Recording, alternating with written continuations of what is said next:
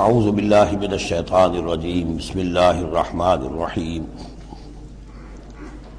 اليوم احل لکم الطیبات وطعام الذین اوتوا الکتاب حل لکم وطعامکم حل لهم والمحصنات من المؤمنات والمحصنات من الذین اوتوا الکتاب من قبلکم اذا آتیتموہن اجورہن محصنین غیر مصافحین ولا متخذی اخدان ومن یکفر بالایمان فقد حبط عملہ وہو فی الآخرۃ من الخاسرین صدق اللہ العظیم۔ الیوم احل لکم الطیبات، یہ وہی انداز ہے کہ الیوم اکملت لکم دینکم واتممت علیکم نعمتی ورضیت لکم الاسلام دینا۔ آج کے دن تمہارے لیے تمام پاکیزہ چیزاں حلال کر دی گئیں، یعنی اگر اس سے پہلے کوئی مختلف مذاہب میں، یہود کی شریعت میں حضرت یعقوب علیہ السلام کی بات پسند و ناپسند جو ذاتی تھی اس کی بنا پر کوئی رکاوٹیں ہو گئی تھیں، یا یہ کہ مشرکانہ جو اوہام تھے ان کی وجہ سے تمہارے ذہنوں میں کچھ الجھنیں تھیں، آج ان سب کو صاف کیا جا رہا ہے۔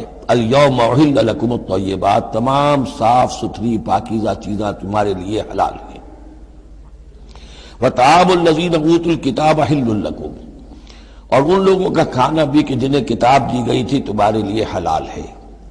لیکن اس میں ظاہر ہونا چاہیے کہ ان کا کھانا کہ جو ظاہر بات ہے کہ اگر عیسائی سور کھا رہا ہوگا تو وہ ہمارے لیے حلال نہیں ہوگا، مطلب یہ کہ ان کا گوشت ذبح کیا ہوا اگر ہو حلال جانور کا تو وہ ہم کھا سکتے ہیں، جانور حلال ہو، اور نمبر دو کہ اسے ذبح کیا گیا ہو۔ وطعامکم حل لہم، اسی طرح تمہارا کھانا بھی ان کے لیے حلال ہے۔ والمحصنات من المؤمنات، اور تمہارے لیے شادی کرنا بھی حلال ہے ان سے بھی کہ جو خاندانی خواتین ہوں اہل ایمان میں سے۔ والمحصنات من الذین اوتوا الکتاب من قبلکم، اور خاندانی خواتین ان لوگوں کی کہ جنہیں کتاب دی گئی تھی تم سے پہلے، یعنی مسلمان مرد جو ہے عیسائی اور یہودی خاتون سے شادی کر سکتا ہے۔ اذا آتیتموہن اجورہن، جب کہ تم انہیں ادا کر دو ان کے مہر۔ محسنین، نیت یہ ہو کہ انہیں گھر میں بسانا ہے، مستقل ایک خاندان کا ادارہ وجود میں لانا ہے۔ غیر مصافحین، صرف شہوت رانی کے لیے نہیں، صرف مستی نکالنے کے لیے نہیں۔ ولا متخذی اخدان، اور نہ ہی کہ چھپی دوستی یاریاں بنانے کے لیے، کھلم کھلا نکاح ہو، ایک مسلمان مرد کسی عیسائی عورت سے، کسی یہودی عورت سے نکاح کر سکتا ہے۔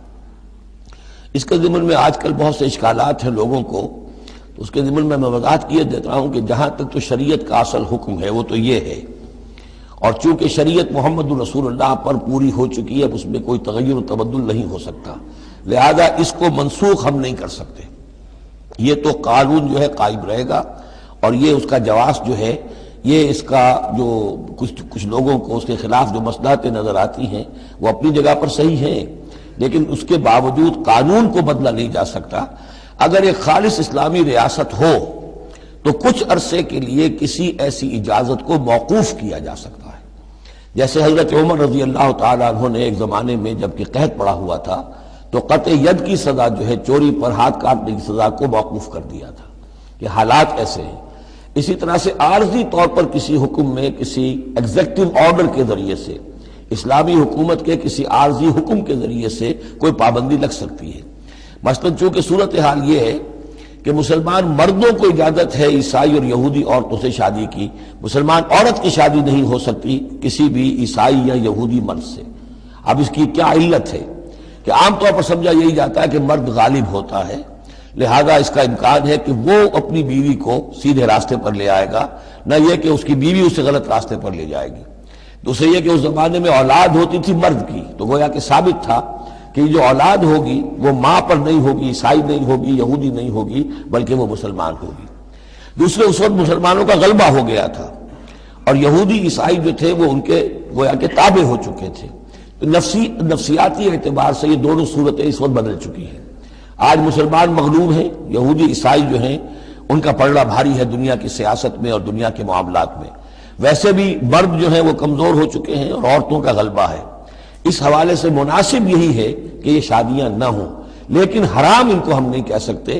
البتہ کوئی اگر اسلامی ریاست کہیں قائم ہو جائے تو پھر وہ وقتی طور پر، جب تک کہ حالات میں کوئی اور تبدیلی نہ ہو جائے، مصلحتوں کے پیش نظر اس اجازت کو عارضی طور پر منسوخ کر سکتی ہے۔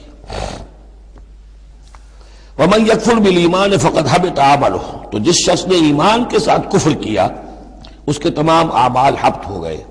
اب اس میں اشارہ اہل کتاب کی طرف بھی ہو سکتا ہے کہ پہلے وہ صاحب ایمان تھے، جب تک محمد الرسول اللہ تشریف نہیں لائے جو حضرت عیسیٰ کو مانتا تھا وہ مومن تھا، جو حضرت موسیٰ کو مانتا تھا مومن تھا، لیکن یہ کہ اب اگر وہ نہیں مان رہے تو گویا کہ وہ کفر کر رہے ہیں۔ اور دوسری یہ کہ کوئی شخص ایمان کا مدعی ہو کر ایسی حرکتیں کرے کہ جو کہ کافرانہ ہے تو اس کے تمام اعمال حبط ہو جائیں گے، وَهُوَ فِي الْآخِرَةِ مِنَ الْخَاسِرِينَ، اور آخرت میں وہ ہوگا بڑے خسارہ پانے والوں میں۔ یا ایھا الذین آمنوا اذا قمتم الی الصلاۃ، اہل ایمان جب تم کھڑے ہو، ارادہ کرو، قصد کرو نماز کا، فاغسلوا وجوہکم وایدیکم الی المرافق، تو دھو لیا کرو اپنے چہرے بھی اور اپنے دونوں ہاتھ بھی کہنیوں تک، وامسحوا برؤوسکم، اور اپنے سروں پر مسح کر لیا کرو، وارجلکم، اور دھو لیا کرو اپنے پاؤں کو بھی الی الکعبین، ٹخنوں تک۔ یہ ارجلکم اور ارجلکم دونوں قرأتیں ہمارے ہاں بھی ہیں، مستند قرأتوں میں ہیں۔ اہل تشیع جو ہے ویسے اس کو مستقل ارجلکم پڑھتے ہیں، اور ان کے نزدیک یہ مسح کے ساتھ ہے، وامسحوا برؤوسکم وارجلکم، مسح کر لیا کرو اپنے سروں پر بھی اور پیروں پر بھی۔ لیکن یہ کہ ہمارے اہل سنت کے نزدیک یہ ارجلکم ہے، اور اس میں چونکہ الی الکعبین کا آ گیا اضافہ، اگر صرف مسح ہوتا تو اس میں کوئی حد بیان کرنے کی ضرورت نہیں تھی، لہذا الی الکعبین کے اضافے سے وہ بالکل اس کے مساوی ہو گیا ہے الی المرافق، جیسے ہاتھوں کو دھونا ہے کہنیوں تک، ایسے ہی پاؤں کو دھونا ہے ٹخنوں تک۔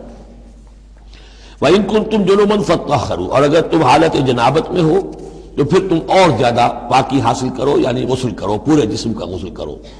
وَإِن كُنتُمْ مَرْضَىٰ أَوْ عَلَىٰ سَفَرٍ، اور اگر تم بیمار ہو یا سفر پر ہو، اور جاء أَحَدٌ مِّنكُم مِّنَ الْغَائِطِ، یا کوئی تم میں سے کسی نشیبی جگہ سے ہو کر آئے، عام طور پر قضاء حاجت کے لیے لوگ نشیبی جگہوں پر جاتے تھے، اور لامستم النساء، یا تم نے عورتوں سے مقاربت کی ہو، فلم تجدوا ماء، اور تم نہ پاؤ پانی، فتیمموا صعیدا طیبا، تو ارادہ کرو پاک مٹی کا، فامسحوا بوجوہکم وایدیکم منہ، تو اس سے اپنے چہروں اور ہاتھوں کو مل لو۔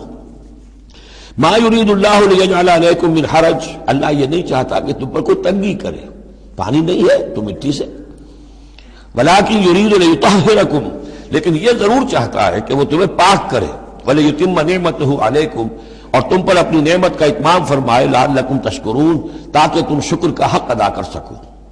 واذکروا نعمت اللہ علیکم ومیثاقہ الذی واثقکم بہ، اب دیکھیے ایک میثاق وہ تھا کہ جو بنی اسرائیل سے لیا گیا، اب یہ میثاق اہل ایمان سے ہو رہا ہے۔ یہ سورت شروع ہوئی ہے یا ایھا الذین آمنوا سے، اور یاد رکھنا اپنے اس میثاق کو، اپنی اس نعمت کو جو تم پر ہوئی ہے اللہ کی طرف سے، اور وہ میثاق جو اس نے تم سے باندھ لیا ہے، جس میں اس نے تمہیں باندھ لیا ہے، واثقکم بہ اذ قلتم سمعنا واطعنا، جب تم نے کہا سمعنا واطعنا۔ سورہ بقرہ کی آخری آیت کہاں ختم ہوئی تھی؟ سمعنا واطعنا، آخری سے پہلی غفرانک ربنا والیک المصیر۔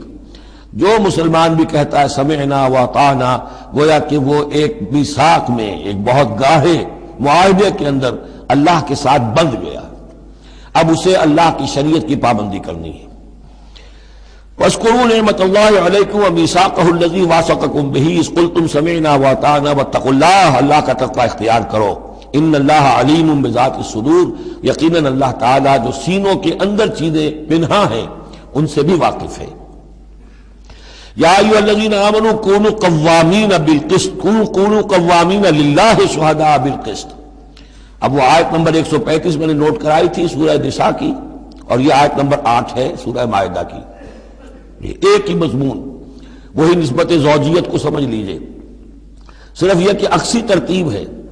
وہاں تھا یا ایھا الذین آمنوا کونوا قوامین بالقسط شہداء للہ، یہاں ہے کونوا قوامین للہ شہداء بالقسط۔ ایک حقیقت تو میں نے اس وقت بیان کر دی تھی کہ گویا کہ معلوم ہوا کہ اللہ اور قسط مترادف ہے، اللہ کے لیے کھڑے ہو جاؤ، قسط کے لیے کھڑے ہو جاؤ، اللہ کے گواہ بن جاؤ، قسط کے گواہ بن جاؤ، تو گویا کہ اللہ اور قسط یہ مترادف ہے۔ دوسرا مفہوم جو کہ آج سامنے آ رہا ہے اس کو سمجھ لیجئے کہ کسی معاشرے میں عدل قائم کرنا، ایک تو یہ کہ عام انسان کی جو اس کی نفسیات ہے اس کی فطرت ہے، اس کا تقاضا بھی یہ ہے کہ انسان چاہتا ہے کہ انصاف ہو۔ آج پوری نوع انسانی انصاف کی تلاش میں گھوم رہی ہے۔ بادشاہت سے نجات حاصل کی تھی، جمہوریت کی طرف آئے تھے کہ غلامی سے نجات ملے، انصاف ہونا چاہیے، انسان پر حاکم بن کر بیٹھ جائے، یہ تو کوئی حق نہیں ہے کسی کو۔ لیکن یہ کہ اس کا نتیجہ کیا ہوا کہ کیپٹلزم کی لعنت میں گرفتار ہو گئے، سرمایہ داروں کی جو ہے وہ ایک ڈکٹیٹریٹ اور آمریت قائم ہو گئی۔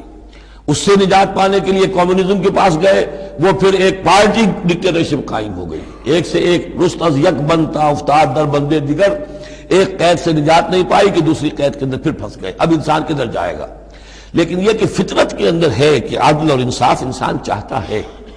ایک تو یہ ہے کہ اس فطرت کے تقاضے کو پورا کرتے ہوئے عدل کو قائم کرنے کے لیے انسان کھڑا ہو جائے، اور ایک اس سے اوپر کی منزل ہے کہ اصل العدل اللہ کی ذات ہے، اس کا دیا ہوا نظام جو ہے وہ ہے عادلانہ نظام، ہم اس کے وفادار ہیں، ہمارے ذمے ہے اس کے نظام کو قائم کرنا۔ تو کھڑے ہو جاؤ اللہ کے لیے، یا ایھا الذین آمنوا کونوا قوامین للہ شہداء بالقسط۔ یہاں پر یہ اوپر کی منزل ہے جو بیان ہو رہی ہے کہ اصل میں یہ صرف فطرت انسانی کے تقاضے کے طور پر نہیں، تمہاری عبدیت کا تقاضا ہے، تمہارا اللہ کے ساتھ وفاداری کا جو رشتہ ہے اس کا تقاضا ہے کہ پوری قوت کے ساتھ with all the emphasis at your command، جو بھی تمہارے پاس ذرائع ہیں، وسائل ہیں، ان سب کو لے کر، جو بھی آپ کے پاس قوت ہے اس سب کو جمع کر کے، اور آپ کھڑے ہو جائیں اللہ کے لیے۔ کھڑے ہو جائیں اللہ کے لیے چمانی دارت، اللہ کے لیے کھڑے ہونا یعنی اس کے دین کے گواہ بن کر کھڑے ہو جانا، اور اس کا دین جو ہے العدل ہے، انصاف ہے، قسط ہے، تو اس انصاف اور قسط کو قائم کرنا۔ یا ایھا الذین آمنوا کونوا قوامین للہ شہداء بالقسط۔ اب دیکھیے وہاں کیا تھا، وَلَوْ عَلَىٰ أَنفُسِكُمْ وَبِالْوَالِدَيْنِ وَالْأَقْرَبِينَ۔ انصاف سے روکنے والی چیز ہوتی ہے کوئی محبت۔ اب میں اپنے خلاف کیسے فتویٰ دے دوں، اپنے والدین کے خلاف کیسے فیصلہ دے دوں، اپنے رشتہ داروں کے خلاف کیسے فیصلہ دے دوں؟ وہاں فرمایا اس کی کاٹ کر دی، وَلَوْ عَلَىٰ أَنفُسِكُمْ وَبِالْوَالِدَيْنِ وَالْأَقْرَبِينَ۔ حق بات ہے، انصاف کی بات ہے، خواہ تمہارے خلاف جا رہی ہو، تمہارے والدین کے خلاف جا رہی ہو، تمہارے رشتہ داروں کے خلاف جا رہی ہو، حق کہنا ہے۔ دوسری چیز کیا ہوتی، کسی کی دشمنی کی وجہ سے آپ حق نہیں کہتے۔ بات تو حق ہے اسی کی، لیکن یہ تو دشمن ہے، میں اس کے حق میں کیسے فتویٰ دوں؟ اس سے یہاں روک دیا گیا۔ تو یہ وہ ریسیپروکل نسبتیں ہیں قرآن مجید کی صورتوں کے اندر، ایک ہی مضمون ہے، اس کے اندر عکسی ترتیب اور ریسیپروکل ترتیب۔ وَلَا يَجْرِمَنَّكُمْ شَنَآنُ قَوْمٍ عَلَىٰ أَلَّا تَعْدِلُوا۔ دیکھو کسی قوم کی دشمنی تمہیں اس بات پر آمادہ نہ کر دے کہ تم عدل سے منحرف ہو جاؤ۔ اعدلوا، عدل سے کام لو، انصاف کرو۔ هو اقرب للتقوی، یہی بہتر ہے اور قریب تر ہے تقوی کے۔ واتقوا اللہ ان اللہ خبیر بما تعملون، اور اللہ کا تقوی اختیار کرو، اور جو کچھ تم کر رہے ہو اللہ اس سے باخبر ہے۔ اب اس میں ظاہر بات ہے بار بار میں نہیں کہہ سکتا یہ جو بار بار آتا اللہ دیکھ رہا ہے، اللہ باخبر ہے، کیا مانی؟ ہر ایک کا حساب تم سے لے گا، ہر ایک کی جواب دہی تمہیں کرنی پڑے گی، تمہارا کوئی عمل، تمہارا کوئی قول اس کے علم سے خارج نہیں ہے، لہذا ہر وقت چوکس رہو، چوکنے رہو۔ وعد اللہ الذین آمنوا وعملوا الصالحات لہم مغفرۃ واجر عظیم۔ ہاں اللہ تعالیٰ کا وعدہ ہے ان لوگوں سے جو ایمان لائیں اور نیک عمل کریں کہ ان کے لیے مغفرت بھی ہے، اجر عظیم بھی ہے۔ والذین کفروا وکذبوا بآیاتنا اولئک اصحاب الجحیم، اور جو لوگ کہ انکار کریں اور جھٹلا دیں ہماری آیات کو وہ ہیں جہنم والے، آگ والے۔ یا ایھا الذین آمنوا اذکروا نعمت اللہ علیکم اذ ہم قوم ان یبسطوا الیکم ایدیہم۔ اہل ایمان ذرا یاد کرو اس اللہ کے انعام کو جبکہ قوم نے ارادہ کیا تھا کہ تمہارے خلاف اقدام کریں، بڑھائیں اپنے ہاتھ تمہارے خلاف۔ یہ غزوہ احزاب کے بعد جو ہے وہ ایک جو بھی کوششیں ہوئیں، بہت سے لوگ ابھی پیچ و تاب کھا رہے تھے کفار میں سے کیا پھر دوبارہ جائیں، لیکن ایسے حالات اللہ تعالیٰ نے پیدا کر دیے، ان کے دلوں پر ایسا رعب پڑ گیا تھا غزوہ احزاب کے بعد کہ پھر جرأت ہو نہیں سکی۔ اس کو اللہ تعالیٰ اپنے انعام کی حیثیت سے یہاں اس کا ذکر فرما رہے ہیں۔ اذ ہم قوم ان یبسطوا الیکم ایدیہم، جبکہ ایک قوم نے ارادہ تو کیا تھا کہ وہ اپنے ہاتھ پھیلائیں تمہاری طرف، بڑھائیں تمہاری اوپر زیادتی کرنے کے لیے، تم پر فوج کشی کے لیے۔ فکف ایدیہم عنکم، تو اللہ تعالیٰ نے ان کے ہاتھوں کو روک دیا تم سے۔ اور اس میں خاص اشارہ صلح حدیبیہ کی طرف ہے۔ صلح حدیبیہ کے وقت بھی بہت ہی پیچ و تاب کھا رہے تھے قریش، اور وہ ہر صورت کے اندر ان کے نوجوان جو تھے ان کا خون کھول رہا تھا، لیکن یہ کہ بالآخر یوں سمجھئے کہ سینٹی پریویلڈ، اور انہیں یہ سمجھ میں آ گیا کہ اس وقت ہم مسلمانوں کا مقابلہ نہیں کر سکیں گے، اور اللہ تعالیٰ نے گویا کہ ان کے ہاتھوں کو روک لیا۔ فَكَفَّ أَيْدِيَهُمْ عَنْكُمْ وَعَلَى اللَّهِ فَلْيَتَوَكَّلِ الْمُؤْمِنُونَ، اور اللہ تعالیٰ کو تو اہل ایمان ہی پر توکل کرنا چاہیے، اللہ تعالیٰ اہل ایمان کو تو اللہ ہی پر توکل کرنا چاہیے۔ وَلَقَدْ أَخَذَ اللَّهُ مِيثَاقَ بَنِي إِسْرَائِيلَ، اب یہ بنی اسرائیل کی تاریخ کے کچھ واقعات آ رہے ہیں۔ وَلَقَدْ أَخَذَ اللَّهُ مِيثَاقَ بَنِي إِسْرَائِيلَ، اور جس طرح اے مسلمانوں آج تم سے میثاق لیا گیا ہے اور تمہیں اللہ نے جکڑ لیا ہے، باندھ لیا ہے شریعت کے میثاق میں، اسی طرح اللہ تعالیٰ نے بنی اسرائیل کا میثاق بھی لیا تھا۔ وَبَعَثْنَا مِنْهُمُ اثْنَيْ عَشَرَ نَقِيبًا، اور ان میں ہم نے اٹھا دیے تھے، مقرر کر دیے تھے 12 نقیب، 12 قبیلے تھے، ہر قبیلے میں حضرت موسیٰ علیہ السلام نے ایک نقیب مقرر کیا۔ یہی ہم نے اپنے اسرے کے ناظم کے لیے نقیب کا لفظ یہیں سے اختیار کیا ہے۔ حضور نے بھی 12 نقیب مقرر کیے تھے انصار میں، 9 جو ہیں خزرج میں سے اور 3 اوس میں سے۔ وقال اللہ انی معکم، اور اللہ نے فرمایا تھا ان سے میں تمہارے ساتھ ہوں، یعنی میری مدد، میری تائید، نصرت تمہارے شامل حال رہے گی۔ لئن اقمتم الصلاۃ وآتیتم الزکاۃ، اگر تم نے نماز کو قائم رکھا اور زکوٰۃ ادا کرتے رہے، وآمنتم برسلی، اور میرے رسولوں پر تم ایمان لاتے رہے، آئیں گے پے بپے آئیں گے۔ حضرت موسیٰ کے بعد سے لے کر تو 1400 برس تک تار ٹوٹا ہی نہیں، پھر ذرا سا وقفہ 600 برس کا ہوا، پھر حضور تشریف لائے۔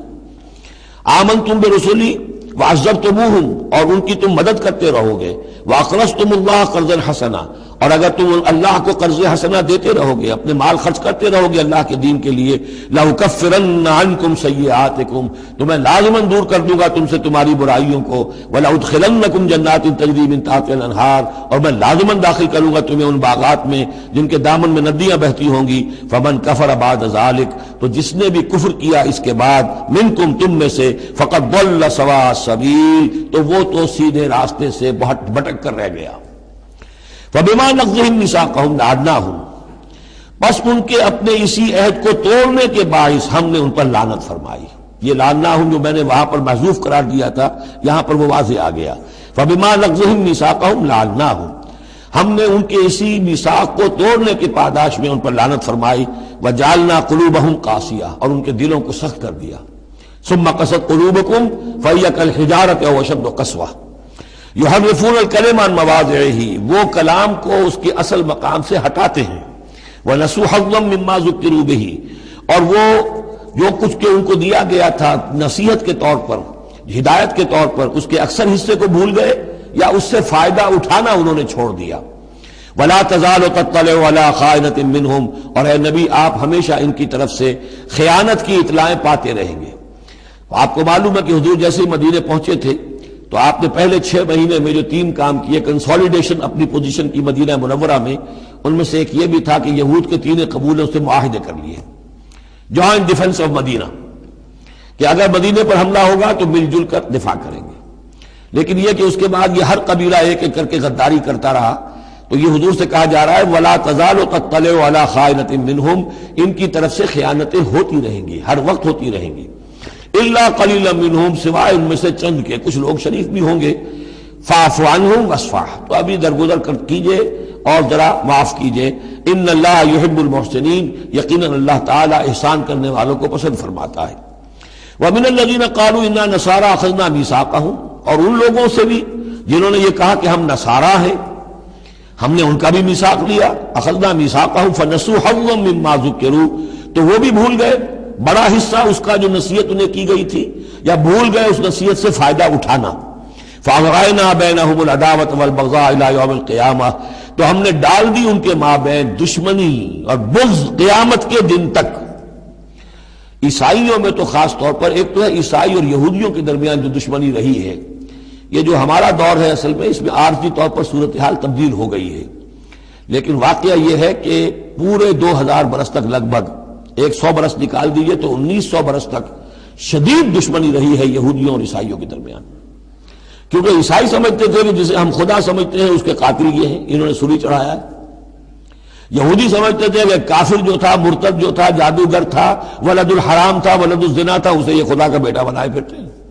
اب یہ اس قدر یعنی کنٹراسٹ ہے، اتنی ایک دوسرے کے خلاف کہ ان کے اندر کوئی پوائنٹ آف میٹنگ ہے ہی نہیں، شدید دشمنی رہی ہے۔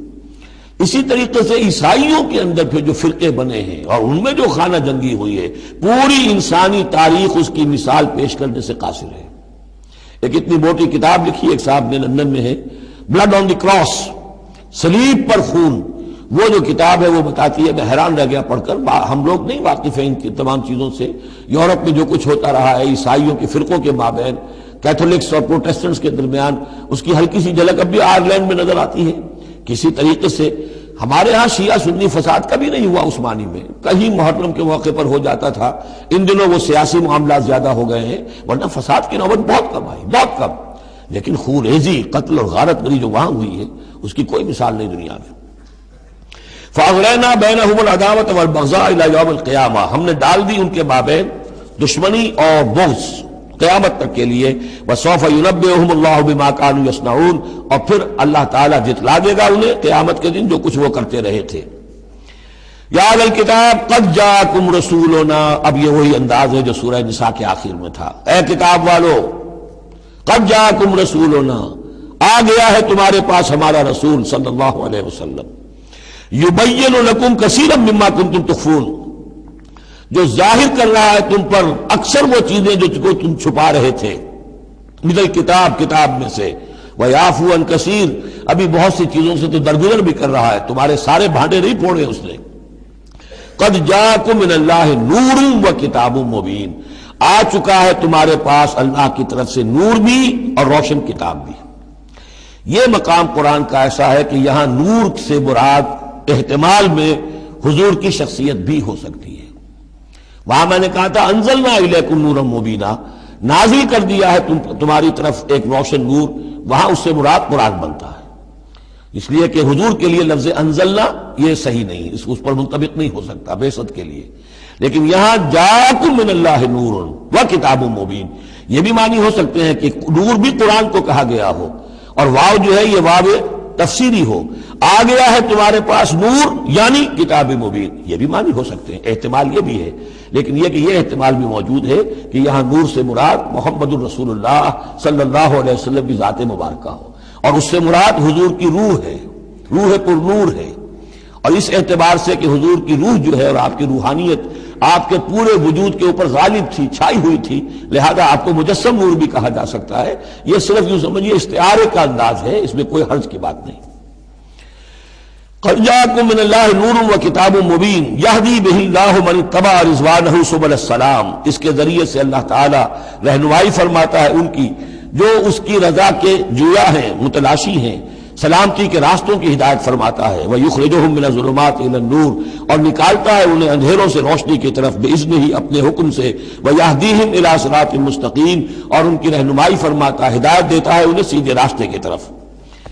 قَدْ كَفَرَ الَّذِينَ قَالُوا إِنَّ اللَّهَ هُوَ الْمَسِيحُ ابْنُ مَرْيَمَ، یقیناً کفر کیا انہوں نے جنہوں نے کہا اللہ ہی مسیح ابن مریم ہے۔ دیکھیے حضرت عیسیٰ کے بارے میں یہ دو عقیدے رہے ہیں ان کے ہاں، ایک ہے گاڈ انکارنیٹ، اوتار کا عقیدہ جو ہندوؤں میں بھی ہے، رام چندر جی خدا کے اوتار، کرشن جی مہاراج خدا کے اوتار، یعنی خدا خود ہی انسانی شکل میں ظہور کر لیتا ہے۔ اسی طرح کا گاڈ انکارنیٹ کا کانسیپٹ عیسائیوں میں بھی رہا ہے، اور خاص طور پر جیکوبائٹس جو ان کا فرقہ رہا ہے وہ سختی کے ساتھ اس پر قائل تھا کہ اصل میں اللہ ہی نے حضرت مسیح کی شکل میں دنیا میں ظہور فرمایا ہے۔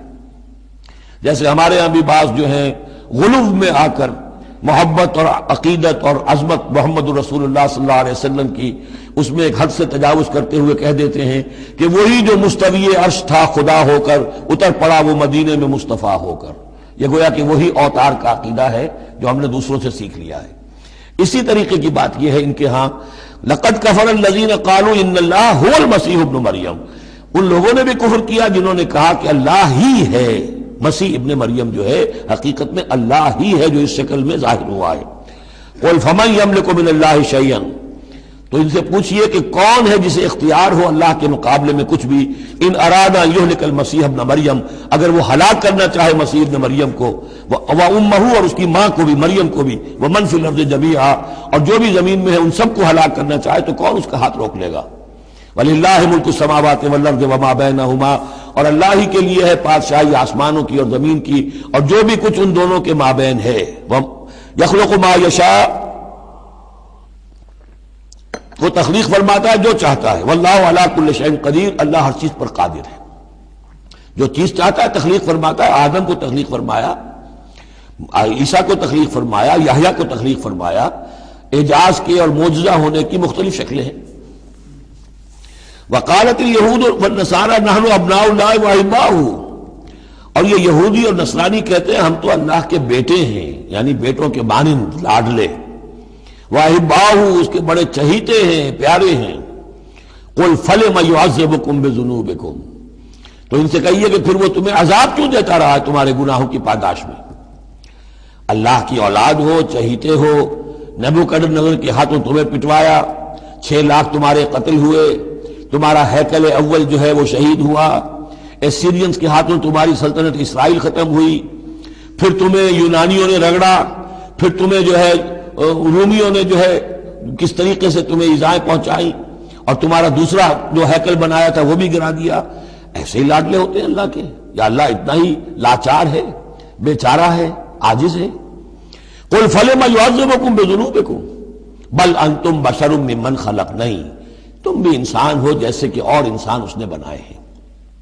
یغفر لمن یشاء، وہ جس کو چاہتا ہے بخشش فرماتا ہے، ویعذب من یشاء، جس کو چاہتا ہے سزا دیتا ہے۔ وللہ ملک السماوات والارض، اور آسمانوں اور زمین کی کل بادشاہی اللہ ہی کے لیے ہے، وما بینہما، اور جو کچھ ان دونوں کی مابین ہے ان کی بھی، وإلیہ المصیر، اور اسی کی طرف لوٹ جانا ہے۔ یا اہل الکتاب قد جاءکم رسولنا یبین لکم علی فترۃ من الرسل، پھر وہی بات لیکن یہاں ایک نئے نکتے کے ساتھ آئی ہے۔ اے اہل کتاب تمہارے پاس آ چکا ہے ہمارا رسول صلی اللہ علیہ وسلم، یبین لکم، جو تمہارے لیے واضح کر رہا ہے، بیان کر رہا ہے، علی فترۃ من الرسل، رسالت کے ایک انقطاع کے بعد۔ حضرت عیسیٰ اور حضور صلی اللہ علیہ وسلم کے مابین 600 برس ایسے گزرے ہیں کہ دنیا میں کوئی نبی کوئی رسول نہیں رہا۔ یہ فترت ہے، فترت ہے، وقفہ ہے عارضی، اور پھر حضور کی بعثت، اور پھر فترت دائمی۔ اب رسالت کا دروازہ ختم، 600 برس کے لیے عارضی بند، پھر حضور کی تشریف آوری، اور اب تا قیام قیامت دروازہ بند۔ یا اہل الکتاب قد جاءکم رسولنا یبین لکم علی فترۃ من الرسل ان تقولوا ما جاءنا من بشیر، مبادا تم یہ کہو کہ ہمارے پاس تو نہیں آیا کوئی بشارت دینے والا ولا نذیر، اور نہ کوئی خبردار کرنے والا۔ فقد جاءکم بشیر ونذیر، تو سن لو آ گیا ہے تمہارے پاس خبردار کرنے والا اور بشارت دینے والے۔ رسلا مبشرین ومنذرین لئلا یکون للناس علی اللہ حجۃ بعد الرسل وکان اللہ عزیزا حکیما۔ سورہ نساء کی وہ آیت اب آپ کے ذہن میں رہنی چاہیے، بنیادی آیت۔ واللہ علی کل شیء قدیر، اور اللہ ہر چیز پر قادر ہے۔ اب حضرت موسیٰ علیہ السلام کا وہ واقعہ آ رہا ہے کہ جب کہ مصر سے اپنی قوم کو لے کر نکلے، صحرائے سینا میں رہے، کوہ طور پر بلائے گئے، تورات دے دی گئی۔ اب اس کے بعد انہیں حکم ہوا کہ فلسطین میں داخل ہو جاؤ، اور وہاں جو مشرک اور کافر قومیں آباد تھیں، فلسطی کہلاتے تھے، ان کو تم ان کے ساتھ جنگ کرو، انہیں وہاں سے نکالو، اور یہ تمہارے لیے ارض مقدس اللہ کی طرف سے موعود ہے، اس لیے کہ تمہارے ابراہیم، تمہارے جد امجد تھے وہ یہی تھے، یہی حضرت اسحاق تھے، یہیں سے پھر حضرت یعقوب کے زمانے میں حضرت یوسف علیہ السلام جب مصر چلے گئے تھے تو یہاں سے تمہاری منتقلی مصر ہوئی تھی، اب جو اپنا اصل گھر ہے جاؤ اسے حاصل کرو۔ لیکن جب جنگ کا موقع آیا پوری قوم نے کوڑا جواب دے دیا کہ ہم جنگ کرنے کے لیے تیار نہیں۔ اس پر حضرت موسیٰ علیہ السلام کے مزاج میں جو تلخی پیدا ہوئی اور طبیعت کے اندر یوں سمجھیے بیزاری کی شدت پیدا ہوئی، وہ آپ دیکھیے گا کہ ہم یہ سمجھتے ہیں کہ رسول جو ہے وہ اپنی امت کے حق میں شفقت ہی شفقت ہوتا ہے، شفقت بھی ہے، جیسے اللہ کا معاملہ رؤوف بھی ہے، ودود بھی ہے، لیکن عزیز انتقام بھی ہے، انتقام لینے والا بھی، یہ دونوں شانیں ہیں۔ رسول کا معاملہ بھی یہی ہے، شفیق بھی ہے لیکن غیور بھی ہے، دین کی غیرت اس میں ہے، آپ سے بڑھ کر اللہ کے دین کی غیرت اس میں ہے، تو آخر ظاہر بات ہے کہ آپ کے طرز عمل سے بیزاری بھی ہوگی۔ پھر ان دونوں چیزوں کو سامنے رکھیے۔ اور یہ بات ذرا میں عرض کر دوں، تھوڑی سا نکتہ ہے سمجھنے کا، کہ چونکہ اس قوم کو اب تک بہت سا تجربہ ہوا تھا معجزوں کا، پیاس لگی، ہم سورہ بقرہ میں پڑھ آئے ہیں، ایک بھی چٹان پر 12 چشمے پھوٹ گئے، کوئی محنت تو کرنی نہیں پڑی۔ بھوک لگی، من و سلوہ نازل ہو گیا۔ دھوپ لگی، سائبان جو ہے وہ ابر کا سائبان ساتھ ساتھ چل رہا ہے۔ سمندر راستے میں آیا، پھٹا، اس نے راستہ دے دیا۔ تو اس سے یہ بھی کہا جا سکتا ہے کہ اس لاڈ پیار کی وجہ سے بگڑ گئے تھے۔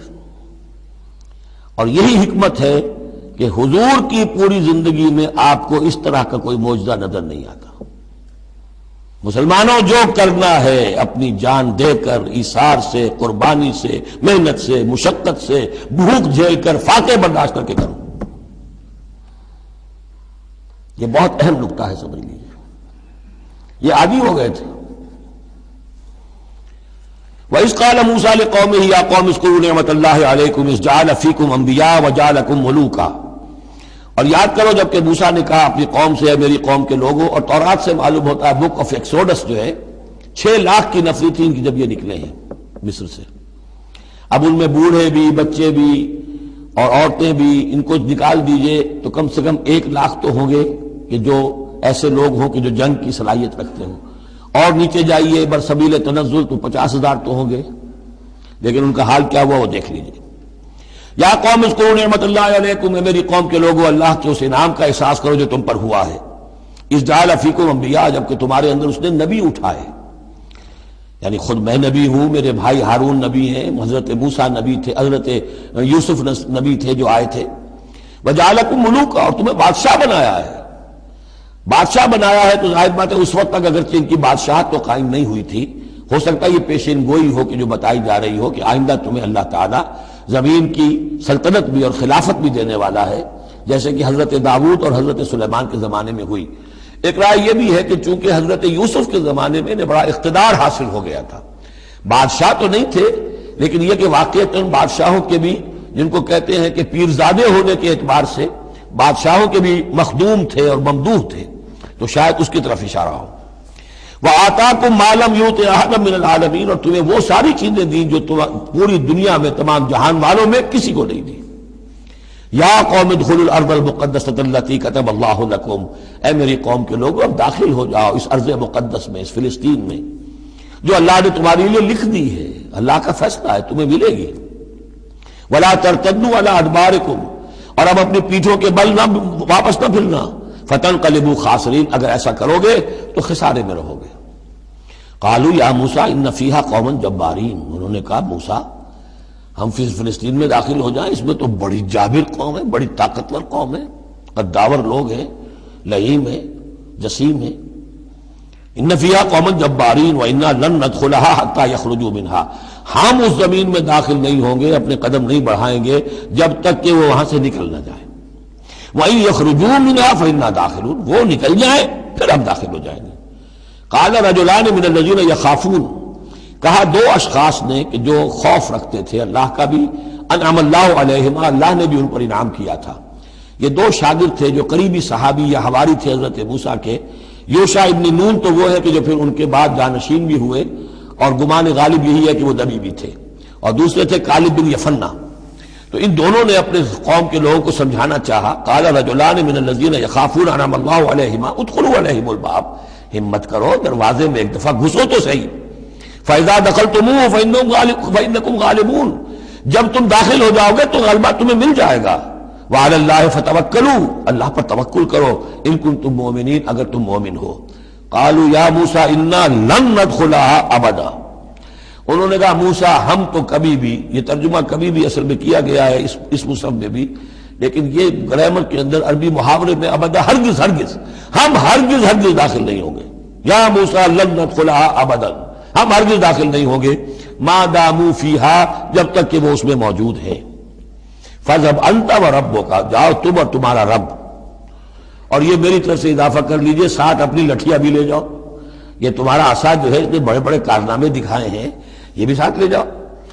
فَذْهَبْ أَنْتَ وَرَبُّكَ فَقَاتِلَا، اور جا کے قتال کرو، إِنَّا هَاهُنَا قَاعِدُونَ، ہم تو یہاں بیٹھے ہیں، زمین جنبت نہ جنبت گم رہو محمد، ہم تو یہاں ٹکے ہوئے، ہم نہیں ہلیں گے۔ قال رب، اب دیکھیے بیزاری، وہی حضرت موسیٰ سورہ قصص میں آپ واقعہ پڑھیں گے کہ ایک قبطی جو تھا وہ مار رہا تھا ایک اسرائیلی کو، تو اس کی طرف سے پھر مدافعت کرتے ہوئے حضرت موسیٰ نے ایک مکہ رسید کیا اور اس قبطی کی جان نکال دی. فوقذہ موسیٰ فقضى علیہ. اس وقت اتنی محبت اپنی قوم سے، اور اب کیا حال ہے؟ قال رب انی لا املک الا نفسی واخی. انہوں نے عرض کیا پروردگار مجھے تو اختیار نہیں ہے سوائے اپنی جان کے اور اپنے بھائی ہارون کی جان کے. ففرق بیننا، باقی یہ پوری قوم انکار کر رہی ہے تو اب تفریق کر دے، علیحدہ کر دے، جدائی ڈال دے ہمارے مابین، وبین القوم الفاسقین، اور ان ناہنجار لوگوں کے درمیان. میں اب ان کے ساتھ رہنا نہیں چاہتا. آج کی اصطلاح میں ہم کہہ سکتے ہیں میرا استعفیٰ قبول فرما لے، کہ میں اب ان کے ساتھ نہیں رہنا چاہتا. ان کی ناہنجاری، جو کچھ انہوں نے دیکھا ہے، میرے ہاتھوں سے جو معجزے دیکھے ہیں، میرے اور ان کے درمیان اب تفرقہ پیدا کر دے. اللہ نے یہ درخواست قبول نہیں کی، لیکن یہ کہ تذکرہ بھی نہیں کیا. قال فإنها محرمة عليهم 40 سنة. نہیں، ہم جو سزا انہیں دے رہے ہیں وہ یہ ہے کہ اب یہ ارض مقدس اگر یہ بزدلی نہ دکھاتے ابھی ہم انہیں دے دیتے. اب انہوں نے بزدلی دکھائی ہے تو اب یہ ان پر حرام رہے گی 40 برس تک. یتیہون فی الارض، اسی صحرا میں، اسی صحرائے سینا میں، سینائی پیننسولا، یہ بھٹکتے پھریں گے. فلا تأس علی القوم الکافرین قوم الفاسقین. تو اب آپ اس فاسق لوگوں کے بارے میں اب آپ افسوس نہ کریں، اپنے دل کے اندر رنج نہ لیں اب جو کچھ ان پر بیتے گی. لیکن بہرحال آپ ان کی طرف رسول بنا کر بھیجے گئے ہیں، جب تک زندگی ہے آپ کو ان کے ساتھ رہنا ہے. یا ذرا یاد کر لیجئے کہ جو حضرت موسیٰ نے کہا انی لا املک الا نفسی واخی، حضور سے کیا کہا گیا تھا سورہ نساء میں؟ فقاتل فی سبیل اللہ لا تکلف الا نفسک وحرض المؤمنین. اے نبی آپ اللہ کی راہ میں قتال کیجئے، آپ پر ذمہ داری نہیں ہے سوائے اس کے کہ آپ کی اپنی جان ہے، اور آپ اہل ایمان کی جتنی تحریض، ترغیب، تشویق، جتنے ان کے ایمان کے جذبات کو اپیل کرنا ممکن ہے کیجئے بس. وَاتْلُ عَلَيْهِمْ نَبَأَ ابْنَيْ آدَمَ بِالْحَقِّ. اب یہ معاملہ ہو رہا ہے قتل ناحق کے سلسلے میں، ملک میں فساد مچانے کے سلسلے میں، چوری ڈاکے کے سلسلے میں، کیا ان کی اہمیت ہے، کیا اس کے پھر سزائیں ہیں. وَاتْلُ عَلَيْهِمْ نَبَأَ ابْنَيْ آدَمَ بِالْحَقِّ. اور اے نبی ان کو پڑھ کر سنائیے آدم کے 2 بیٹوں کی کہانی یا قصہ حق کے ساتھ. اسْتَرَّبَا قُرْبَانًا، جبکہ ان دونوں نے قربانی پیش کی. ایک حابیل قابیل، اور ایک ان میں سے گنریے کا کام کرتے تھے، بھیڑیں بکریاں چراتے تھے، ایک کاشتکار تھے. تو دونوں نے کچھ اپنی جنس لے کر آئے اور دوسرے جو ہے وہ کچھ اپنے کوئی جانور لے کر آئے، اللہ کے لیے نذر کے طور پر پیش کیا. فَتُقُبِّلَ مِنْ أَحَدِهِمَا وَلَمْ يُتَقَبَّلْ مِنَ الْآخَرِ. تو ان میں سے ایک کی بھی جو قربانی تھی قبول کر لی گئی اور دوسری کی قبول نہیں کی گئی. یہ کیسے معلوم ہوا؟ یہ میں بتا چکا ہوں آپ کو کہ اس وقت کا معاملہ یہ تھا کہ قربانی کی قبولیت کی علامت یہ ہوتی تھی کہ آسمان سے ایک شعلہ سا نیچے اترتا تھا اور وہ اس کو بھسم کر دیتا تھا، گویا کہ اللہ نے قبول فرما لی. قال لاقتلنک. اب جس کی یہ قبول نہیں ہوئی تھی اس نے کہا اپنے بھائی سے جس کی قبول ہو گئی تھی، حسد کی آگ میں جل کر میں تمہیں قتل کر دوں گا. قال انما يتقبل اللہ من المتقین. انہوں نے کہا بھائی جان اس میں میرا کیا قصور ہے، یہ تو اللہ تعالیٰ کا قاعدہ ہے، قانون ہے، وہ صرف متقیوں ہی سے قبول کرتا ہے. لئن بسطت الی یدک لتقتلنی، اگر آپ اپنا ہاتھ بڑھائیں گے مجھ پر، چلائیں گے مجھے قتل کرنے کے لیے، ما انا بباسط یدی الیک لیقتلک، تو بھی میں اپنا ہاتھ نہیں چلاؤں گا، نہیں بڑھاؤں گا کہ آپ کو قتل کروں، یعنی یہ ایک طرفہ قتل ہوگا آپ کا. انی اخاف اللہ رب العالمین، مجھے تو اللہ کا خوف ہے جو تمام جہانوں کا پروردگار ہے. انی ارید ان تبوء باسمی و اسمک، اور پھر میں چاہتا ہوں کہ اگر آپ مجھے قتل کر ہی دیں، اس انتہا تک پہنچ ہی جائیں، تو آپ اپنے گناہ کا بھی بوجھ اپنے سر لیں، میرے گناہ کا بھی بوجھ لیں. جو ناحق مقتول ہے اس کے تو گویا کہ تمام گناہ اس قاتل نے اپنے سر پر لے لیے، تو میرے تو گھاٹے کا سودا نہیں ہے. What do I stand to lose؟ آخر میری کوئی خطائیں ہیں، میری کوئی غلطیاں ہیں، کوئی گناہ میں نے کیے ہوں گے، اگر آپ ناحق مجھے قتل کریں گے تو میرے ان تمام گناہوں کا وبال آپ کے سر آ جائے گا، تو میرے تو کوئی نقصان والی بات نہیں. انی ارید ان تبوء باسمی و اسمک فتکون من اصحاب النار، اور یہ ہوگی سخت ترین سزا میری طرف سے آپ کو کہ پھر آپ ہو جائیں گے جہنمی. وذالک جزاء الظالمین، اور یہی بدلہ ہے ظالموں کا. فطوعت لہ نفسہ قتل اخیہ، اب اس کے نفس نے آمادہ کر ہی لیا اسے اپنے بھائی کے قتل پر. یعنی ان الفاظ میں بٹوین دی لائنز یوں سمجھیے کہ ہے اس کے اندر بھی وہ تو رہتا ہے نا حق اور باطل کی ایک کشاکش، اور نیکی اور بدی کا غلبہ، قتل کروں یا نہ کروں، آخر بھائی کی باتیں بھی آئی ہیں، وہ دل نشین ہے، لیکن یہ کہ نفس جو ہے اس وقت اس کے اندر جو بھی شیطنت گھسی ہوئی تھی، اس نفس نے اسے آمادہ کر ہی لیا اپنے بھائی کو قتل کرنے پر، فقتلہ، تو اس نے انہیں قتل کر دیا، فاصبح من الخاسرین، ہو گیا تباہ ہو جانے والوں میں۔ فبعث اللہ غرابا یبحث فی الارض، یہ پہلا خون ہے جو نسل آدم میں ہوا ہے۔ تو اللہ تعالیٰ نے کوے کو بھیجا، وہ زمین کو کرید رہا تھا۔ اب اسے قابل کو یہ سمجھ میں نہیں آ رہا تھا کہ میں کیا کروں، اب یہ لاش جو ہے بھائی کی، اس کو کیسے ڈسپوز آف کروں۔ تو اللہ تعالیٰ نے ایک کوے کو بھیج دیا، وہ زمین میں جیسے آپ کو معلوم ہے چونچے مارتا ہے، اس میں سے کچھ دانے نکالتا ہے، وہ دیکھا، یبحث فی الارض لیریہ، تاکہ اللہ اسے دکھا دے کیف یواری سوءۃ اخی، کہ اپنے بھائی کی لاش کو کیسے چھپائے۔ قال یا ویلتی عجزت ان اکون مثل ھذا الغراب، اس نے کہا ہائے میری شامت، میرے اندر اس کوے جیسی بھی عقل نہ تھی، نہ ہوا میں اس کوے جیسا بھی کہ مجھے یہ بات خود سوچ جاتی، فواری سوءۃ اخی، اور میں اپنے بھائی کی لاش کو چھپا دیتا، فاصبح من النادمین من اجل ذلک، اس چیز پر اس کے اندر بڑی شدید ندامت پیدا ہو گئی۔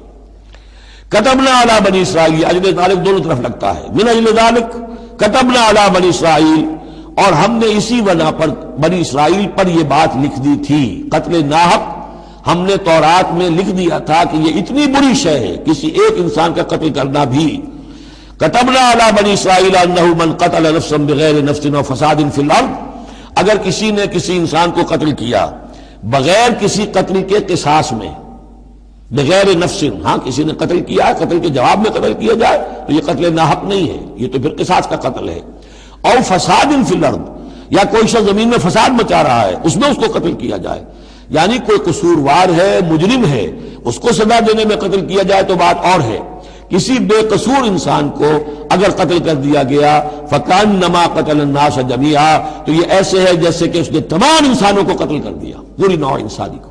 کیوں کہ تمدن کی جڑ کٹ گئی، احترام جان، احترام مال، یہ بنیاد ہے تمدن کی۔ ومن احیاھا، اور جس نے ایک انسان کی جان بچا لی، فکأنما احیا الناس جميعا، تو گویا کہ اس نے پوری نوع انسانی کو بچا لیا۔ وَلَقَدْ جَاءَتْهُمْ رُسُلُنَا بِالْبَيِّنَاتِ، ان کے پاس ہمارے رسول آئے تھے واضح نشانیاں اور تعلیمات لے کر۔ ثُمَّ إِنَّ كَثِيرًا مِّنْهُمْ بَعْدَ ذَلِكَ فِي الْأَرْضِ لَمُسْرِفُونَ، لیکن اس کے بعد بھی ان میں سے بہت سے لوگ ہیں کہ جو زمین میں اسراف اور فساد اور دسترازی کرتے پھر رہے ہیں۔ انما جزاء الذین یحاربون اللہ ورسولہ، اب یہ وہ آ رہی ہے محاربے کی آیت ہے۔ اگر اسلامی ریاست ہے اور اس میں کوئی گروہ ہے جو فتنہ و فساد مچا رہا ہے، کوئی دہشت گردی کر رہا ہے، خون ریزی کر رہا ہے، قتل و غارت کر رہا ہے، راہزنی کر رہا ہے، ڈاکے ڈال رہا ہے، گینگ ریپ ہو رہے ہیں، تو ان کی سزا کیا ہے؟ انما جزاء الذین یحاربون اللہ ورسولہ، لیکن یہ اسلامی ریاست کی ہے جس میں اسلامی قانون نافذ ہوں۔ اصل میں سزائیں بھی جو ہے وہ اسی معاشرے میں جس میں کہ باقی سارا اسلام کا نظام بھی قائم ہو، ورنہ نظام یہ ہو جھوٹی گواہیاں دینے والے موجود ہوں، ایمان فروش موجود ہوں، ججوں کو خریدا جا سکتا ہو، اور اس میں یہ سخت قوانین بنا دیے جائیں، تو پھر اس سے جو نتائج نکل رہے ہیں وہ بجائے یہ کہ شریعت کو کوئی نیک نامی ملے، شریعت بدنام ہوتی ہے الٹی۔ تو پورا نظام جیسا کہ میں نے کہا تھا کہ لا جو ہے، قانون، وہ سسٹم کو سبسرو کرتا ہے۔ سسٹم صحیح ہو، اب وہ قانون صحیح جو ہے اسے سپورٹ کرے گا اور اسے برقرار رکھے گا، اس کی حفاظت کا ذمہ دار ہوگا۔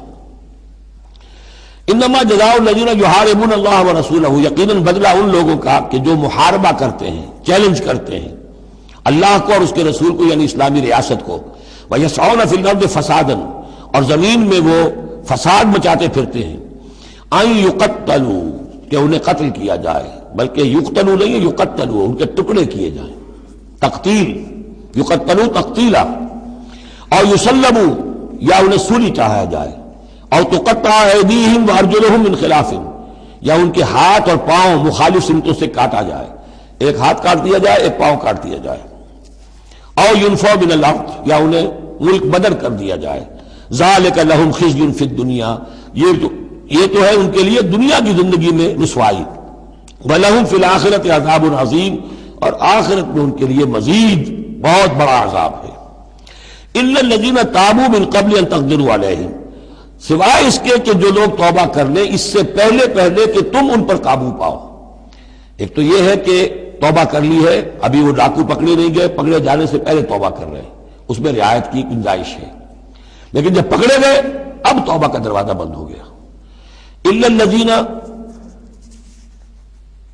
تابوا من قبل ان تقدروا علیہم، سوائے ان کے کہ جو توبہ کر لیں اس سے پہلے کہ تم ان کے اوپر قابو پاؤ، فاعلموا ان اللہ غفور الرحیم، تو ان کے ساتھ نرمی کی جا سکتی ہے، تو جان لو کہ اللہ تعالیٰ غفور اور رحیم ہے۔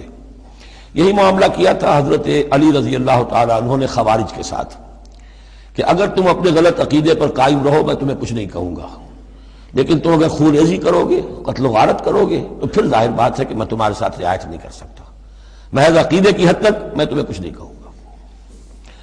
یا ایھا الذین آمنوا اتقوا اللہ وابتغوا الیہ الوسیلۃ وجاہدوا فی سبیل اللہ لعلکم تفلحون، اہل ایمان اللہ کا تقوی اختیار کرو اور اس کی جناب میں اس کا قرب تلاش کرو۔ اس لفظ نے بھی کافی لوگوں کو پریشان کیا ہے۔ وسیلے کا لفظ اردو میں آتا ہے تو ذریعے کے معنی میں آتا ہے، وسیلہ ذریعہ، کسی تک پہنچنے کا ذریعہ، سفارش کے لیے کسی کو وسیلہ بنا لیا، کسی کو ذریعہ بنا لیا۔ عربی میں وسیلہ کے یہ معنی نہیں ہے، عربی میں وسیلے کے معنی قرب ہے صرف۔ بدقسمتی سے بعض تو الفاظ ایسے ہیں کہ جو عربی میں ان کا مفہوم بالکل کچھ اور ہے، اردو میں کچھ اور ہے۔ بعض ایسے ہیں کہ کچھ تھوڑا تھوڑا فرق ہے، جیسے ذلیل کا لفظ ہے، عربی میں اس کے معنی ہے صرف کمزور، اردو میں اس کے معنی ہے کمینے کے، زمین و آسمان کا فرق آ گیا۔ جیسے کہ ہم پڑھ آئے ہیں وَلَقَدْ نَصَرَكُمُ اللَّهُ بِبَدْرٍ وَأَنْتُمْ أَذِلَّةٌ، اے مسلمانوں یاد کرو اللہ نے تمہاری مدد کی تھی بدر میں جبکہ تم بہت کمزور تھے۔ اب اگر وہاں ذلیل کا ترجمہ اردو والا کر دیا جائے تو پھر ہمارے ایمان کے لالے پڑ جائیں گے۔ اسی طریقے سے عربی میں جہل کے معنی جو ہے وہ جذباتی ہونا ہے، ان پڑھ ہونا نہیں، پڑھے لکھے جاہل ہو سکتے ہیں، جذباتی ہیں، اکھنڈ ہے، اکھڑ مزاج کے لوگ ہیں، وہ غیر عالم کو جاہل نہیں کہتے، لیکن اردو میں جاہل کہتے ہیں جو ان پڑھ ہو۔ اسی طریقے سے یہ لفظ وسیلہ ہے، اس کا جو اصل مفہوم ہے قرب۔ اہل ایمان اللہ کا تقوی اختیار کرو نمبر ایک، لیکن تقوی جو ہے وہ ذرا ایک نیگیٹو بات ہے، بچنا اللہ سے، اللہ کے غضب سے، اللہ کی ناراضگی سے، برائی سے بچنا، گناہ سے بچنا، نافرمانی سے بچنا، اللہ کے احکام کو توڑنے سے بچنا، یہ ایک منفی کانسیپٹ ہے۔ وابتغوا الیہ الوسیلہ، نہیں، آگے بڑھو، اس کا قرب تلاش کرو، تقرب، اس سے نزدیک ہو جاؤ، قریب سے قریب ہو جاؤ۔ لیکن اس تقرب کا ذریعہ کیا ہوگا؟ وَجَاهِدُوا فِي سَبِيلِهِ لَعَلَّكُمْ تُفْلِحُونَ، اس کی راہ میں جہاد کرو تاکہ تم فلاح پاؤ۔ اس سے بات بالکل کھل گئی۔ تقوی اور تقرب اللہ کے لیے جہاد۔ تقوی شرط لازم ہے، پہلے تو یہ کہ جو حرام چیزیں ان سے آپ بچیں، جن چیزوں سے روک دیا گیا ہے ان سے رک جائیں، اور اللہ کی نافرمانی جو ہے اس سے باز آ جائیں۔ اب اس کے بعد اس کی طرف آگے بڑھنا چاہتے ہیں، تقرب حاصل کرنا چاہتے ہیں، اس کی راہ میں جہاد کیجیے۔ ان الذین کفروا لو ان لهم ما فی الارض جميعا ومثله معه، یقیناً وہ لوگ جنہوں نے کفر کیا اگر ان کے پاس ہوتی وہ ساری دولت کی جو زمین میں ہے کل کی کل، اور اتنی ہی اور بھی ہوتی، لیفتدوا به من عذاب یوم القیامہ، کہ وہ اس کے ذریعے سے فدیہ دے کر چھوٹ سکے قیامت کے دن کے عذاب سے، ما تقبل منہم، وہ ان سے ہرگز قبول نہیں کی جائے گی۔ یہ بھی تعلیق بالمحال ہے، نہ ایسا ہوگا نہ ممکن ہے، لیکن یہ کہ آخری درجے میں اس کو بیان کر دینا کہ اگر اتنی دولت بھی ہو تب بھی اللہ کے ہاں وہ فدیہ جو ہے قبول نہیں ہوگا۔ وَلَهُمْ عَذَابٌ أَلِيمٌ، اور ان کے لیے تو دردناک عذاب ہے۔ يُرِيدُونَ أَن يَخْرُجُوا مِنَ النَّارِ وَمَا هُمْ بِخَارِجِينَ مِنْهَا، وہ چاہیں گے کہ آگ سے کس طرح نکلے لیکن نکل نہیں پائیں گے۔ وَلَهُمْ عَذَابٌ مُقِيمٌ، اور ان کے لیے ہوگا قائم رہنے والا عذاب، مسلسل دائم اور قائم۔ وَالسَّارِقُ وَالسَّارِقَةُ فَاقْطَعُوا أَيْدِيَهُمَا، اور چوری خواہ مرد کرے خواہ چوری کرنے والی عورت ہو، ان دونوں کا ہاتھ کاٹ دو، ایک ایک ہاتھ، ایدیہما، ان کے ایک ایک ہاتھ کاٹ دو۔ جزاء بما کسبا، یہ بدلہ ہے ان کے کرتوت کا، نکالا من اللہ، اور یہ عبرتناک سزا ہے اللہ کی طرف سے۔ اب دیکھیے یہاں میں مثال دیتا ہوں آپ کو اہل قرآن کی حکمت اور ان کی سمجھداری کی۔ غلام احمد پرویز صاحب کہتے ہیں کہ یہ جو ہے کہ ہاتھ کاٹ دو چور کا، اس کا مطلب ہے ایسا نظام بنا دو کہ چوری کی ضرورت ہی نہ پڑے۔ اچھا یہ تو ہم بھی چاہتے ہیں کہ نظام ایسا ہو، کفالت عامہ ہو، کوئی شخص مجبوراً چوری نہ کرے، اس لیے کہ اس کی کفالت کے لیے اگر موجود ہے، وہ ریاست جو ہے اس کی تمام بنیادی ضروریات کی وہ انڈر رائٹ کر رہی ہے تو اسے چوری کی ضرورت نہیں ہے۔ ہم بھی چاہیں گے کہ یہ بات ٹھیک ہے، لیکن یہ کہ اس کا مطلب یہ ہے، یہ غلط ہے۔ لیکن قرآن کس طرح اپنی حفاظت کرتا ہے؟ ایسے نظام کا قائم کرنا عبرت ہوگی؟ ایسا نظام کا قائم کرنا ان کے کرتوتوں کی سزا ہوگی؟ قرآن مجید پر اس قسم کا باطل جو ہے حملہ آور نہیں ہو سکتا۔ دو الفاظ، فَاقْطَعُوا أَيْدِيَهُمَا، ان کے ہاتھ کاٹ دو، جزاء بما کسبا، جو کمائی انہوں نے کی ہے اس کا بدلہ۔ اچھا، جو کمائی انہوں نے کی اس کا بدلہ یہ ہے کہ اچھا نظام قائم کرو۔ نکالن، نکال کہتے ہیں کہ عبرتناک سزا، نکالن من اللہ، اللہ کی طرف سے عبرت کے لیے۔ اور یہ اسلام کے اندر جو تعزیرات ہیں اور حدود ہیں اور سزائیں ہیں، ان کے لیے لفظ نکال بہت اہم ہے۔ عبرتناک سزا، اگرچہ شہادت کا قانون بڑا سخت رکھا ہے، شبہ ہو تو ملزم کو چھوڑنے کی ہدایت ہے۔ جو آج بھی دنیا کے اندر جو اصول ہے کہ جو بھی ڈاؤٹ ہے اس کا فائدہ جو ہے، شک کا فائدہ وہ ملزم یا ملزم کو جائے گا، لیکن یہ ساری کے باوجود اگر ثابت ہو گیا ہے، اب سزا وہ دو کہ ایک کو سزا ملے اور لاکھوں کی آنکھیں کھل جائیں، تاکہ آئندہ سے پھر یہ جرم کرنے کی ہمت کسی میں نہ ہو۔ یہ جو ڈیٹرنس ہے، اس طرح کی سزائیں کہ جن سے برائی جو ہے اس کو استحصال معاشرے سے کیا جا سکے، یہی واحد ذریعہ ہے۔ ورنہ دنیا میں امریکہ جیسی کلچر سوسائٹی کے اندر بھی موسٹ ہینس کرائم موجود ہے، بڑا ہی گھناؤنا جرم موجود ہے، اس لیے کہ اس قسم کی سزائیں ہیں ہی نہیں۔ لوگ جرم کرتے ہیں، جیل میں رہے، عیش کیا، کچھ دیر کے بعد پھر آئے، پھر جرم کیا، پھر چلے گئے، باہر جا کے کیا کریں گے، وہاں تو سرکاری مہمان ہیں۔ تو یہ سارا فلسفہ جو ہے نتیجہ کہ جرم جو ہے ان کا وہ بڑھتا چلا جا رہا ہے۔ والسارق والسارقۃ فاقطعوا أيديهما جزاء بما كسبا نكالا من الله والله عزيز حكيم، اللہ زبردست ہے، حکمت والا۔ فمن تاب من بعد ظلمه واصلح فإن الله يتوب عليه، تو جس نے بھی توبہ کر لی اس کے بعد اپنے ظلم اور اپنے جرم کے پیچھے واصلہ اور اصلاح کر لی تو اللہ قبول کرتا ہے اس کی توبہ کو۔ ان اللہ غفور الرحیم، یقیناً اللہ غفور الرحیم ہے۔ لیکن جرم کی سزا دنیا میں ختم نہیں ہوگی۔ ایک جرم جو کیا ہے وہ جرم ہے دنیا کا، گناہ ہے اللہ کا۔ جرم کی سزا دنیا میں ملے گی، گناہ کی سزا اللہ نے دینی ہے، اس کو اللہ معاف فرما دے گا اگر توبہ کی ہے۔ اگر توبہ نہیں کی ہے تو پھر یہ کہ اس کی سزا بھی ملے گی۔ الم تعلم ان اللہ لہ ملک السماوات والارض، کیا تم جانتے نہیں کہ اللہ ہی کے لیے ہے آسمانوں اور زمین کی بادشاہی۔ یعذب من یشاء ویغفر لمن یشاء، وہ سزا دے گا جس کو چاہے گا اور بخش دے گا جسے چاہے گا۔ واللہ علی کل شیء قدیر، اللہ ہر چیز پر قادر ہے۔ یا ایھا الرسول لا يحزنك الذين يسارعون في الكفر من الذين قالوا آمنا بافواههم ولم تؤمن قلوبهم۔ یہ پھر ذکر آ رہا ہے، لیکن یہاں بھی گڑبڑ ہے معاملہ سورہ بقرہ کی طرح۔ منافقین پر بھی انطباق ہوگا اس کا، اور اہل کتاب کے بھی وہ لوگ جو ان کے طرف کے منافق تھے، جن کا میلان اسلام کی طرف بھی تھا، چاہتے بھی تھے کہ مسلمانوں میں شامل رہے، لیکن وہ اپنے ساتھیوں کو بھی چھوڑنے کو تیار نہیں تھے۔ تو یہ جو بیچ بیچ میں مذبذبین بین ذالک تھے، یہ دونوں طرف کے لوگ تھے۔ یا ایھا الرسول لا يحزنك الذين يسارعون في الكفر، اے رسول صلی اللہ علیہ وسلم، نہ غمگین ہو آپ ان لوگوں کی سرگرمیوں سے، بھاگ دوڑ سے، کہ جو کفر کے ضمن میں بڑی سرگرمی دکھا رہے ہیں۔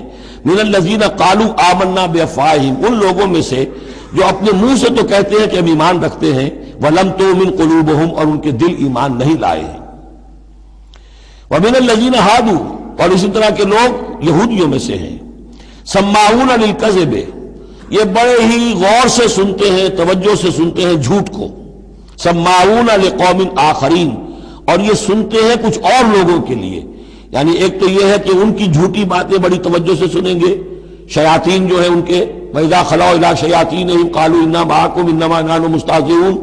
پھر یہ کہ ان کی طرف سے جاسوس بن کر آئیں گے مسلمانوں کے ہاں، کہ یہاں بڑی توجہ سے بات سنتے ہیں تاکہ جا کے رپورٹ کر سکے، آج محمد نے یہ کہا، آج فلاں معاملہ ہوا صلی اللہ علیہ وسلم۔ تو سماعون لقوم آخرین، اس کے دونوں ترجمے ہو سکتے ہیں کہ وہ دوسری قوم کی باتوں کو بڑی توجہ سے سنتے ہیں، یا سنتے ہیں دوسری قوم کے لوگوں کے لیے، انہیں رپورٹ کرنے کے لیے، ان کے سپائس کی حیثیت سے آ کر۔ لم یاتوک، جو آپ کے پاس نہیں آتے، یعنی ان کے جو گرو گھنٹال ہیں، ان کے جو لیڈر ہیں، ان کے جو شیاطین ہیں، وہ آپ کے پاس نہیں آتے۔ یہ جو بین بین کے لوگ ہیں در حقیقت وہ آتے ہیں جن کے ذریعے سے یہ سارا معاملہ جو ہے جاسوسی کا چل رہا ہے۔ یحرفون الکلم من بعد مواضعہ، وہ کلام کو پھیر دیتے ہیں اس کی جگہ کے اور موقع اور محل کے معین ہو جانے کے بعد. یقولون ان اوتیتم ھذا فخذوہ، وہ کہتے ہیں اگر تمہیں یہ شے مل جائے تو لے لینا. کوئی مقدمہ ہے وہ لا رہے ہیں حضور کے پاس، پہلے سے طے کر رکھا ہے، اگر تو فیصلہ یہ ہوگا محمد کا ہم قبول کر لیں گا، اگر یہ فیصلہ نہیں کریں گے ہم فیصلہ رد کر دیں گے. اور اسی سے یہ بات سمجھ لیجئے کہ اصل میں فتح مکہ تک جس معنی میں ہم لفظ بولتے ہیں ریاست، اسلامی ریاست، پورے طور پر ایک ہمہ گیر ریاست پورے طور پر مدینے میں فتح مکہ کے بعد قائم ہوئی ہے، پہلے قائم نہیں ہوئی. ورنہ کسی ریاست میں دو جوڈیشل سسٹمز نہیں ہو سکتے، سوائے جو پاکستان میں ابھی ہوا ہے، 2 چیف جسٹس بھی ہو گئے ہمارے ہاں چند دن کے لیے، لیکن یہ کہ یہ انہونی بات تھی جو ہوئی ہے. لیکن یہ کہ ہوتا نہیں دنیا میں، ایک ریاست ایک عدالتی نظام. یہ لوگ جب چاہتے تھے حضور کے پاس آ جاتے تھے، جب چاہتے تھے کسی اور یہودیوں کی عدالت میں لے جاتے تھے. تو پیرلل نظام وہاں چل رہے تھے. ہمہ گیر ریاست وحدت کی حیثیت سے، ایک آرگینک ہول کی حیثیت سے یہ فتح مکہ کے بعد قائم ہوئی. یقولون ان اوتیتم ھذا فخذوہ، کہتے ہیں کہ اگر یہ فیصلہ ملے تو تم لے لینا، قبول کر لینا. وَإِن لَّمْ تُؤْتَوْا فَاحْذَرُوا، اور اگر یہ شہادت تمہیں ملے، نہ فیصلہ ملے، یہ ڈگری نہ تمہارے حق میں جاری کی جائے تو پھر بچ جانا، کترا جانا. وَمَن يُرِدِ اللَّهُ فِتْنَتَهُ فَلَن تَمْلِكَ لَهُ مِنَ اللَّهِ شَيْئًا، اور جس کو اللہ تعالیٰ ہی نے فتنے میں مبتلا کرنے کا فیصلہ کر لیا ہو تو تم اس کے لیے اللہ تعالیٰ کے مقابلے میں کوئی مددگار نہ پاؤ گے، کوئی شے نہیں ملے گی. اولئک الذین لم یرد اللہ ان یطہر قلوبہم، یہ وہ لوگ ہیں کہ جن کے دلوں کو پاک کرنا اللہ نے چاہا ہی نہیں. لم یرد اللہ ان یطہر قلوبہم لہم فی الدنیا خزی، ان کے لیے دنیا میں بھی رسوائی ہے، ولہم فی الآخرۃ عذاب عظیم، اور آخرت میں ان کے لیے دردناک اور بہت بڑا عذاب ہے. سماعون للکذب، یہ خوب سنتے ہیں اچھی طرح اور چٹخارے لے لے کر سنتے ہیں جھوٹ کو. اکالون للسحت، خوب کھانے والے ہیں پیٹ بھر بھر کر حرام کے. فَإِن جَاءُوكَ، پھر اگر یہ آپ کے پاس آئیں، فَحْكُم بَيْنَهُمْ، آپ چاہیں تو ان کا مقدمہ لے اور فیصلہ کریں. او عارض عنہم، آپ چاہیں تو ان کا مقدمہ لینے سے انکار کر دیجیے، کیونکہ نیتیں ان کی نیک نہیں ہیں. وہ آپ کا فیصلہ لینے نہیں آئے، طے کیے بیٹھے ہوئے پہلے سے کہ اگر فیصلہ یہ ہوگا تو قبول کر لیں گے ورنہ ہم لوٹ کے آ جائیں گے. تو ایسے لوگوں پر اپنا وقت ضائع کرنا جو ہے اس کو کوئی ضرورت نہیں ہے. لیکن یہ کہ اندیشہ یہ ہو سکتا تھا کہ یہ جا کے پروپیگنڈا کریں گے، دیکھو ہم تو گئے تھے محمد کے پاس مقدمہ لے کر، یہ کیسے نبی ہے رسول ہے، یہ مقدمے کا فیصلہ کرنے کو تیار نہیں. تو یہ جو اندیشہ ہو سکتا تھا اس کی پھر آگے اللہ تعالیٰ کی طرف سے حضور کو اطمینان دلایا جا رہا کہ آپ پرواہ نہ کریں اس اندیشے کی. فَإِن جَاءُوكَ فَاحْكُم بَيْنَهُمْ أَوْ أَعْرِضْ عَنْهُمْ، اگر وہ آئیں آپ کے پاس اپنا مقدمہ لے کر تو چاہے تو آپ فیصلہ کریں اور چاہے اعراض کریں. وَإِن تُعْرِضْ عَنْهُمْ، اگر آپ ان سے اعراض کریں گے، ان کا مقدمہ جو ہے فیصلہ کرنے سے انکار کر دیں گے، فَلَن يَضُرُّوكَ شَيْئًا، وہ آپ کو کوئی ضرر نہیں پہنچا سکیں گے. ان کے مخالفانہ پروپیگنڈے سے قطعاً کوئی آپ کو ہراساں ہونے کی ضرورت نہیں ہے. وَإِنْ حَكَمْتَ، اور اگر آپ فیصلہ کریں، فَحْكُم بَيْنَهُمْ بِالْقِسْطِ، تو بہرحال آپ کو فیصلہ کرنا ہے عدل اور قسط کے ساتھ، انصاف کے ساتھ. ان اللہ یحب المقسطین، یقیناً اللہ تعالیٰ جو ہے وہ انصاف کرنے والوں کو پسند کرتا ہے، ان سے محبت کرتا ہے. وَكَيْفَ يُحَكِّمُونَكَ، اور اے نبی یہ کیسے آپ کو حکم بناتے ہیں، یہود کی طرف اشارہ ہے. وَعِندَهُمُ التَّوْرَاةُ، ان کے پاس تورات موجود ہے، نیت ہو تو اسی کے فیصلے کو لے کر چلیں. فِيهَا حُكْمُ اللَّهِ، اس میں اللہ کا حکم موجود ہے. ثُمَّ يَتَوَلَّوْنَ مِن بَعْدِ ذَلِكَ، پھر بھی وہ اس کے بعد بھی اس سے روگردانی کرتے ہیں. وَمَا أُولَٰئِكَ بِالْمُؤْمِنِينَ، اور حقیقت میں یہ لوگ مومن نہیں ہیں، ایمان سے خالی ہیں، ایمان سے تہی دست ہیں، ان کا اصل روگ یہ ہے. بارک اللہ لی ولکم فی القرآن العظیم ونفعنی وإیاکم بالآیات والذکر الحکیم.